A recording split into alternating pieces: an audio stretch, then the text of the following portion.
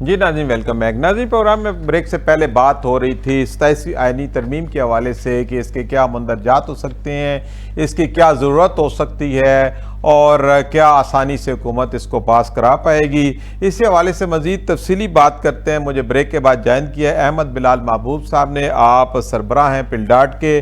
احمد بلال محبوب صاحب مکالمہ میں خوش آمدید۔ بہت شکریہ جناب۔ احمد بلال محبوب صاحب، بڑے عرصے سے آپ سے پہلے بھی ہم سوال کرتے رہے ہیں کہ 27ویں آئینی ترمیم آنے کو ہے، اب کچھ صورتحال ایسی بن گئی ہے کہ واقعی ہی وہ 27ویں آئینی ترمیم کا وقت آ گیا ہے، تو آپ کے پاس کیا اطلاعات ہیں کہ 27ویں آئینی ترمیم کے اندر کیا ہے، اس کے خد و خال کیا ہیں، اس کے مندرجات کیا ہیں؟ بہت شکریہ۔ دیکھیے میرے پاس کوئی ایسی اندرونی اطلاعات تو نہیں ہے، ٹھیک ہے، لیکن میرے پاس اطلاعات کا بنیادی ذریعہ تو بلاول بھٹو زرداری صاحب کا جی ٹویٹ ہے جو جی آپ سب کو معلوم ہے، جی جس کے اندر انہوں نے یہ بتایا ہے کہ کوئی 7 پوائنٹس ان کی ٹویٹ میں جی ہیں جو کہ پاکستان مسلم لیگ نواز یا یوں سمجھیے کہ پرائم منسٹر صاحب اور ان کی ٹیم نے آ کے ٹھیک ہے، پیپلز پارٹی سے ڈسکس کیے ہیں ٹھیک ہے، اور انہیں کہا ہے کہ ان کی سپورٹ کریں تاکہ وہ یہ امینڈمنٹ پاس کر سکیں۔ صحیح، تو میں تو اس کو سمجھنے کے لیے آسان تر طریقہ یہ سمجھتا ہوں کہ یہ 26ویں آئینی ترمیم کا انفنشڈ ایجنڈا ہے، صحیح، جو 26ویں آئینی ترمیم کے ٹائم پہ شروع میں جو ڈرافٹ سامنے آیا تھا وہ بعد میں بہت ترمیم ہوئی، اس کے اندر بہت سی چیزیں نکال دی گئیں کیونکہ اس وقت پی ایم ایل این اور پی پی پی کے پاس مل کے بھی 2/3 میجورٹی نہیں تھی، ٹھیک ہے، اور وہ محتاج تھے دوسری پارٹیوں کے، جیسے خاص طور پہ جمعیت علماء اسلام جی پاکستان کے ساتھ۔ ٹھیک ہے، تو جمعیت علماء اسلام نے بہت سی چیزوں کی مخالفت کی تھی، چنانچہ انہیں وہ نکالنی پڑی تھی۔ مثال کے طور سے کانسٹیٹیوشنل کورٹ کی جو بات ہے جی بالکل، وہ اس وقت بھی اوریجنل ڈرافٹ پہ تھی، لیکن جے یو آئی نے اس کی مخالفت کی تو پھر وہ بینچ بن گیا کانسٹیٹیوشنل۔ صحیح، اب چونکہ ان کے پاس نمبر پورے ہیں، ان کو جے یو آئی کی سپورٹ کی ضرورت تو نہیں ہے، تو اس لیے انہوں نے سوچا کہ وہ جو چیزیں رہ گئی تھیں 26 امینڈمنٹ میں پاس کرنے سے، انہیں اب ایک نئی امینڈمنٹ میں پاس کروایا جائے۔ صحیح۔ اچھا، یہ جو آئینی عدالت کی بات کی گئی تھی تب نہ پاس ہوگی، اب پاس ہو جائے گی، جیسے آپ فرما رہے ہیں کہ اب ان کے پاس نمبر ہیں، تو اس سے ہمارے آئین کے اوپر ہمارے جو عدالتی امور ہیں اس پہ کیا آپ سمجھتے ہیں کہ اثرات مرتب ہو سکتے ہیں؟ دیکھیے وہ جو آئینی بینچ ہے وہ ایک نسبتاً بڑی عجیب سی چیز ہے۔ ٹھیک ہے، وہ ایک اتنی عام دنیا کے ملکوں میں یہ ماڈل استعمال نہیں ہوتا، ٹھیک ہے، یہ تو ہم نے کمپرومائز کر کے شامل کیا، اس پہ بڑی تنقید ہو رہی ہے، اور آپ کو معلوم ہے کہ ایک زیر سماعت ہے ایک مقدمہ 26 امینڈمنٹ، جس کا جی محوری نقطہ جو تھا وہ یہ کانسٹیٹیوشنل بینچ ہی تھا، ٹھیک ہے، لیکن جو کانسٹیٹیوشنل کورٹ ہے یہ ماڈل دنیا میں کئی ملکوں میں استعمال ہو رہا ہے، ٹھیک ہے، لہٰذا وہ کوئی عجیب بات نہیں ہوگی۔ صحیح، تو میرے خیال میں یہ اس لحاظ سے تو امپروومنٹ ہوگی کہ اگر انہوں نے 2 حصوں میں بانٹنا ہی ہے تو پھر کانسٹیٹیوشنل کورٹ بہتر رہے گی، بجائے اس کے کہ آپ بینچ بنائیں اور وہ ایکٹ تو ایسے کریں جیسے وہ الگ سے کورٹ ہے لیکن ہو وہ ایک بینچ، تو ایک عجیب سی صورتحال ہے وہ۔ صحیح۔ اچھا، آپ کیا سمجھتے ہیں کہ اگر آئینی عدالت بن جاتی ہے تو کس طرح کے امور اس میں نپٹائے جائیں گے، اور کیا کوئی آئینی دشواریاں جو آلریڈی آتی ہیں اس میں کچھ سہولت پیدا ہوگی، اور ہمارے عدالتی نظام میں یا جو آئینی ہمارے حکم ہیں ان میں کوئی بہتری پیدا ہونے کے چانسز ہیں؟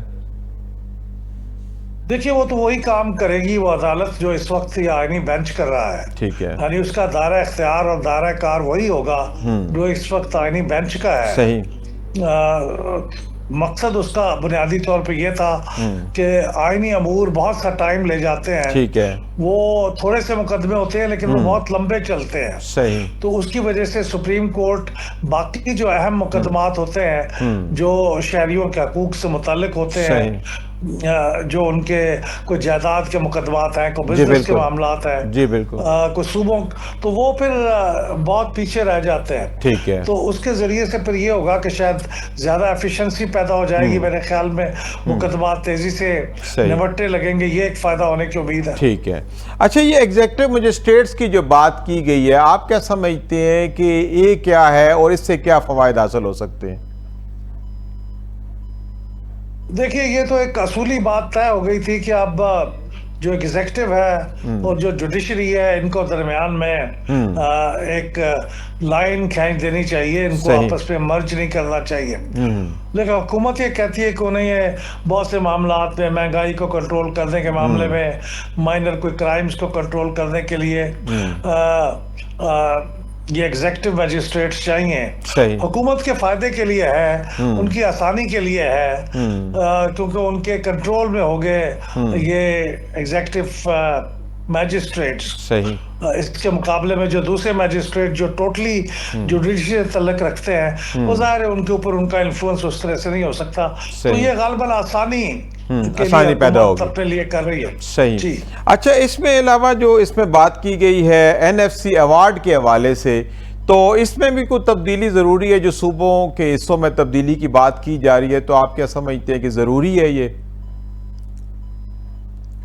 دیکھیے یہ ایک بہت افسوسناک بات ہوگی کہ اس سے چھوٹے صوبے خاص طور پہ جن کے وسائل جن کو دیے جاتے تھے وہ ایک لحاظ سے اس کے اوپر ایک پروٹیکشن تھی کہ وہ اس پہ کمی نہیں ہو سکتی، زیادہ ہو سکتی ہے. لیکن اب معاملہ یہ ہے کہ جس وقت یہ 18ویں ترمیم ہوئی تھی اس وقت ہمارے مالی حالات اتنے برے نہیں تھے اور ہمارے ریونیوز اتنے کم نہیں ہوئے تھے. اب ہماری سرحدوں کے اوپر جو دفاع کی صورتحال ہے اس کی وجہ سے دفاع پہ ہمارا خرچہ یقیناً بڑھے گا، بڑھ رہا ہے، لیکن وسائل کم ہے.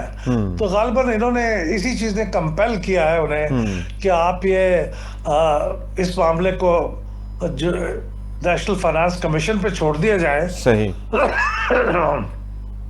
معاف کیجیے گا کہ وہ اگر حالات ٹھیک ہوں تو صوبوں کا حصہ بڑھا دے اور حالات اچھے نہ ہو تو کم کر دے یا اسے اسی طرح چھوڑ دے. تو یہ میرے خیال میں ان کے پیش نظر یہ بات رہی ہوگی، لیکن یہ تھوڑا سا اس کے اثرات پڑیں گے، صوبے شاید اس کو کائنڈلی نہیں لیں گے. صحیح. اچھا جتنا میں سمجھا ہوں اس سے یہ آپ کہنا چاہ رہے ہیں کہ اب جو NFC ایوارڈ ہے اس کا صوبوں کا حصہ جو ہے وہ ایز پر ریکوائرمنٹ مرکز کم یا زیادہ کر سکے گا؟ مرکز نہیں، نیشنل فائنانس کمیشن جس پہ سارے صوبوں کی نمائندگی بھی ہوتی ہے اور وہ وہاں پہ کنسنسس یا اتفاق کرائے ضروری ہوتا ہے. تو ایسا نہیں ہے کہ فیڈرل گورنمنٹ ایگزیکٹو ڈیسیژن کے طور پہ اس کو بدل سکتی ہے. صحیح. اچھا اس کے علاوہ جو وفاقی اختیارات کی اثر نو تقسیم کی بھی بات کی گئی ہے تو اس میں کون سے ایسے اختیارات ہیں جو دوبارہ جو وفاقی سطح پہ اختیارات ہیں ان میں کون سی تبدیلی کی بات کی گئی ہے؟ کوئی آپ کو سمجھ آئی ہے اس بات کی؟ یہ میری سمجھ میں نہیں آئی کہ یہ تو نقطہ میں نے نہیں دیکھا. اچھا اس میں یہ بھی ہے جو ڈاکومنٹ میرے پاس آیا ہے کہ وفاقی اختیارات کی اثر نو تقسیم مطلب کوئی چیزیں آگے لے کے جانا چاہ رہے ہیں. اچھا چلیں اب آپ کیا سمجھتے ہیں کہ یہ جو بار بار ترامیم کرتے ہیں بنیادی آئین کے اندر، تو آپ کیا سمجھتے ہیں کہ اس طرح کی جو میجر ترامیم ہے اس سے آئین کی جو روح ہے اس میں کوئی جو کمی واقع ہو جاتی ہے یا کوئی تبدیلی ایسی واقع ہو جاتی ہے جس سے بنیادی طور پہ آئین ڈسٹرب ہو سکتا ہے؟